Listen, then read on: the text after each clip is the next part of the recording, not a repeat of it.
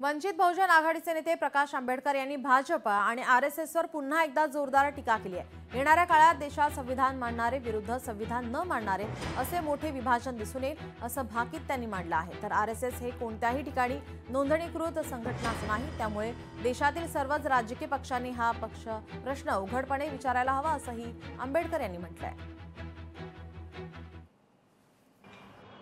RSS नावाची असणारी जी संघटना आहे की अजून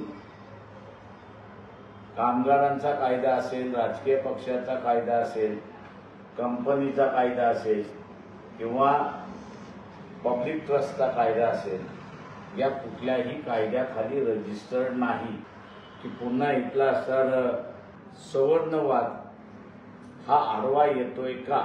मुसलमानांची संघटना असेल, शिखांची संघटना असेल, जैनांची संघटना असेल, बौद्धांच्या संघटना असेल, यांनी असं काही केलं असतं तर इथल्या सगळ्या राजकीय पक्षाने सोड उठवली असती। लोकशाही मराठी ऐका, पहा, जागरूक रहा।